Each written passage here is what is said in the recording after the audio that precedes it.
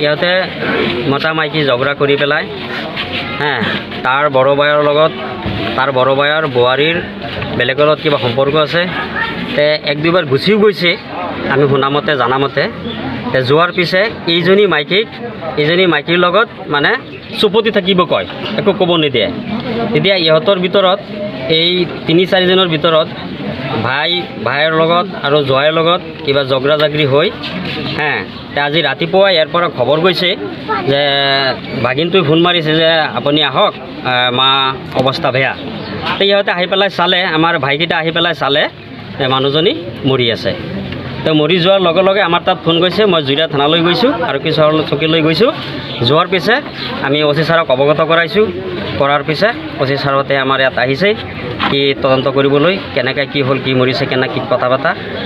আমাৰ জানামতে এইখিনি গতিকে আমাৰ জানামতে আৰু এই জোৱাইৰ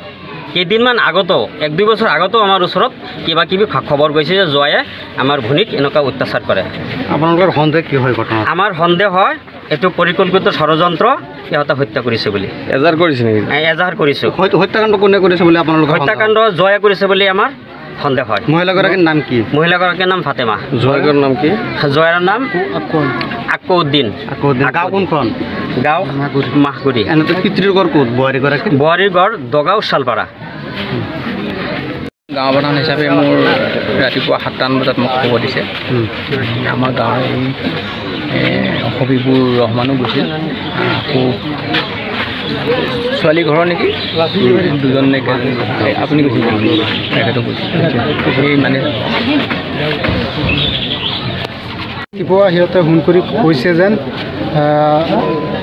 ভনীয়েকৰ অৱস্থা বেছি বেয়া ভাগিনে ফোন মাৰি কৈছে আপোনালোকে আহক আহি চাওক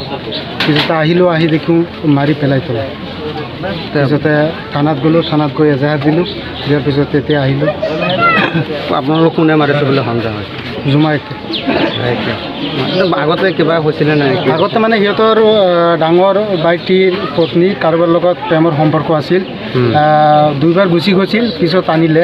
আনি আকৌ সিহঁতৰ ভিতৰত মানে কাজিয়া মানে সিহঁতে মানে বেলেগ মানুহ ক'ব নোখোজে সেইকাৰণে মানে কিবা বেলেগ মানুহে গম পোৱাৰ পিছতে মানে সিহঁতৰ ভিতৰত কাজিয়া সৃষ্টি হোৱাৰ পিছতে মানে আৰু কি আজি ৰাতি মাৰি পেলালে আপুনিও হাতত লৈছে নেকি ডাঙৰ কনষ্ট্ৰাকচনৰ কাম আপুনিও হাতত লৈছে নেকি ডাঙৰ প্ৰজেক্টৰ কাম সিমেন্ট ফ্যাক্টৰী ডাঙৰ ব্ৰিজ ৰিফাইনাৰী প্লান্টকে আদি কৰি যিকোনো কনষ্ট্ৰাকচনৰ কামৰ বাবে প্ৰয়োজন হয় ভিন্ন টাইপৰ ক্ৰেন সাৰ্ভিসৰ গতিকে এতিয়াই যোগাযোগ কৰক ক্ৰেনেক্স ক্ৰেন হায়াৰিংক য'ত crane available up to 500 tons capacity যোগাযোগ নম্বৰ 0361405218 অথবা 9101145560 অথবা 9085099815 ঠিকনা ঘোষ এপাৰ্টমেণ্ট ৰুম নং 2 2nd floor opposite Guwahati Refinery main gate Nunmati